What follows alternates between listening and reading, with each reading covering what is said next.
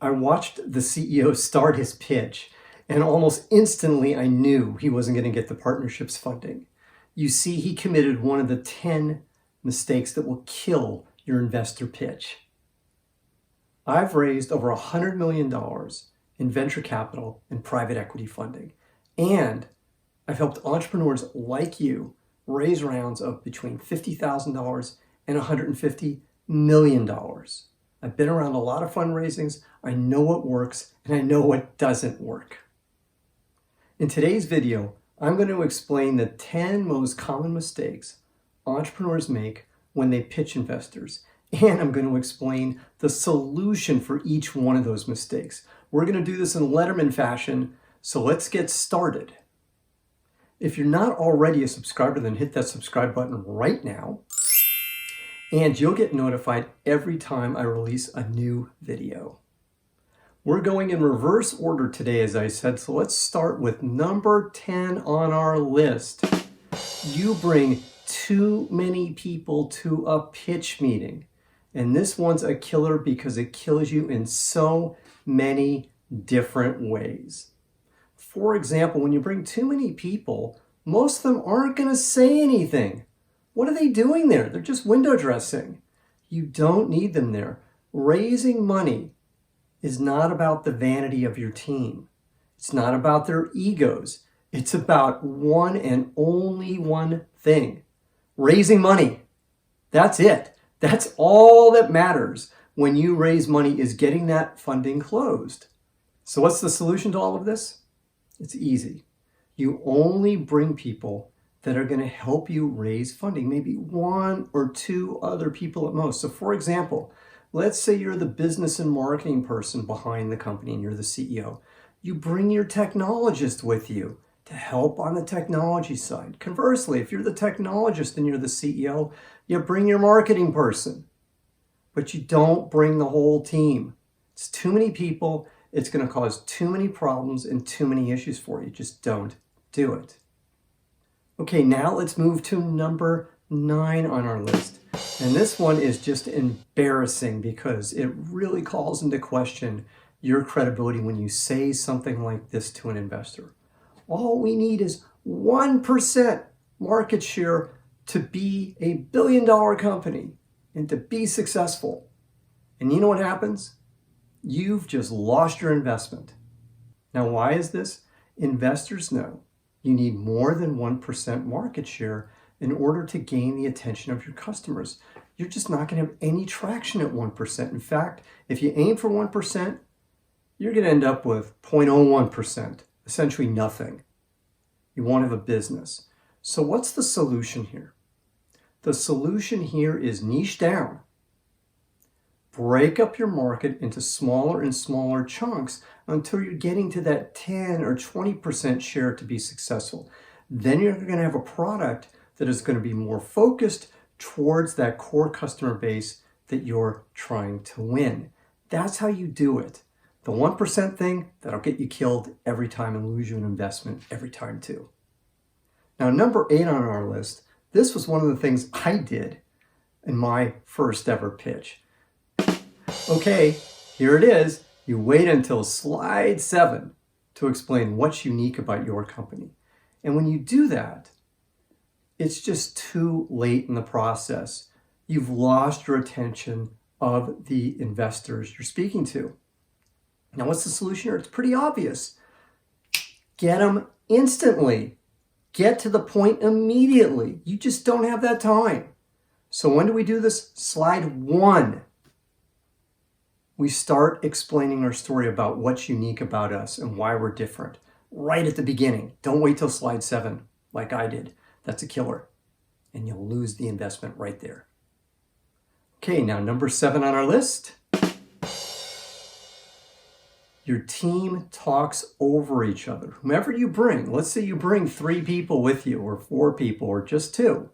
Doesn't matter whether it's just you and your co-founder. If you guys are talking over each other, you're going to lose the investment because it's hard to know that your team is working together when you see this as an investor. It calls into question a lot of different things because your team should be working pretty cohesively. And when you show me as an investor that you're not, you're not going to get the investment.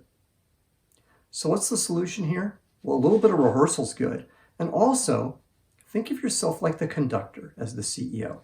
Everything runs through you. So in other words, every question, you either answer it or you hand it off to somebody else to answer the question. Let's say it's a technology question, you're the marketing person. Okay, in my case, Jeroen, my VP of engineering. Jeroen, you're going to go answer this. That's what you do every single time. And then you and whomever you're bringing, you develop a language between each other of who's going to answer what. But don't talk over each other. That's a killer, and that'll lose you an investment every single time. Okay, number 6 on our list. This is the classic one that most entrepreneurs do early on in their pitch deck writing cycle. And that's this. You have way too much text in your pitch. And in other words, you have a wall of text. And all I see when I'm looking at those slides is text and text and more text, and I'm lazy. And I don't want to read all this stuff. And I'm going, oh man, this is just too hard to read. Next. And you're done. Right then, right there. You want your slides to be easy to read and easy to follow. So what's the solution here? One thought, one slide, keep it simple, lots of white space on your slides so it's easy, less text, more graphics. That's the call. That's the easy way to fix this problem. But when you see yourself having tons of text on a slide, I can almost guarantee you it's not going to work. And it's a big red flag. So fix it right then, right there. Because if you don't, it's going to hurt your chances of getting an investment. Now, if you like today's content, then hit that like button right now. Okay, number 5 on our list, and this is totally in our control. You arrive late to the meeting, and you're saying to yourself, what, Brett? Arrive late? Who does that? Well, you'd be amazed. This happens more than people think. So let's say you've got a meeting at 1 o'clock. What time should you get there? At 1? No. You get there early. Get there and plan on being there at least 15 minutes early. And that's if you're in proximity to where the meeting's going to be. It's perfect to get there 15 minutes early because then you can ask to get to the meeting room. You can get set up and have everything ready to go when the investors arrive. Plan on that. Now, let's say you're further away. Like, let's say I'm living in the Silicon Valley, in the Santa Clara Valley, and I've got to drive up to San Francisco to meet with an investor. And it's a 40-minute drive, and I know traffic is going to be a little screwy. Should I plan on arriving 15 minutes early? No. Maybe I plan on half an hour, 45 minutes, or you know what? Maybe I'm going to grab lunch first so I know I'm up there and I know I don't have to worry about traffic before I meet with investors. Be smart. Don't be late. That's the solution to this. It's obvious, it's easy, but this happens more often than you think. Plan things out. That's the message here. Now, number 4 here is a big rally killer. Do you know what it is? It's not being able to answer your investors' questions on the spot. Oh man, is this a rally killer? Let's say you're going through your pitch, your investors are excited, they like what they're hearing, and they ask you some simple question about your business, and you sit there and you go, I don't know the answer. I'll have to get back to you. Well, it's not a super killer, I want to say, but it can kill you because you've lost the momentum. When you have investors right in front of you, you want to be able to answer every single question right there on the spot. Now, I'm not saying lie. If you don't know something, say, I don't know. But prepare. Anticipate the questions you're going to get because you're going to get the same questions over and over again. If something doesn't fit in your deck, have backup slides. Always be able to refer to them. Be prepared, and you'll be able to anticipate the questions you're going to get. It's that simple. Now, number 3 here, it's related to number 4, the last one we did, but it's kind of a very specific one here, and that's that you don't know your numbers. There are certain numbers as a CEO that you should know every single day the answer to these questions. What's your burn rate? How much money are you spending every single month? That's your burn rate. How much is it? You should know that. Regardless of whether you're going to an investor meeting or not, you should always know your burn rate. How much cash do you have in the bank? You should know that. When's your cash out date? You should know that. When are you going to get to break even? You should know that. What's your revenue at break even? You should know that. And how much money is it going to take for you to get to break even too? You should know that. All these questions, that's the solution. Know your numbers. It's that simple. Now, number 2 on your list, this may seem a little bit innocuous to you, but it really isn't. It's like, why would this matter? Well, trust me, it matters. And that's you bring a consultant to an investor meeting. Oh man. It's like, what the hell is this person doing there? Don't do it. Don't ever, ever, ever do it, because people are going to look at you and go, why is this person meeting? I've seen this happen. And it never looks good on you. So what's the solution here? Number 1, don't ever bring a consultant. And number 2, the other piece of the solution is you only bring team members that are going to speak. That's it. So only maybe 1 or 2 other people, just like I said previously, that's it. That's what you do here. Keep it simple, but never, ever, ever bring a consultant with you, because they're not really part of your team. They're consultants. It doesn't show well for you as the CEO. Okay, now what's my number 1 mistake? The killer of all killers. And I have seen this happen more often than you would think. And it's an absolute killer when you see people do it, because it's just snatching defeat from victory. And here it is. You run out of time. You have a 1-hour meeting and you have a pitch that goes 1 hour and 20 minutes. You've lost 20 minutes of your pitch.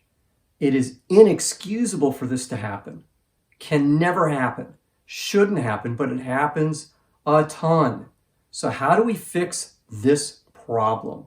Well, the first thing is time your rehearsals, practice, and time how long it takes you to get through the pitch. That's step 1 in the process. And what's the rest of it? Here's my simple rule.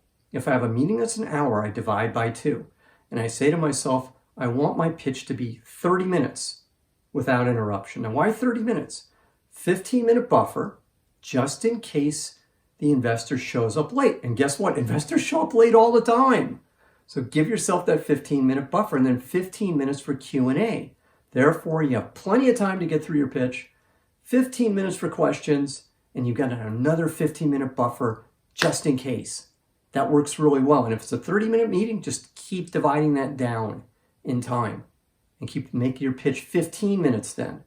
So smart, so easy to do. And if you practice and you time out your pitches, you'll know exactly how long your pitch is going to take. It is inexcusable for this to happen. Should never, ever, ever happen, yet I see it happen more often than it should. So just practice, follow my simple rules here, and you'll be in good shape. So there you go. We've just gotten through all 10 of the killer things that you can do to destroy yourself with investors when you're pitching.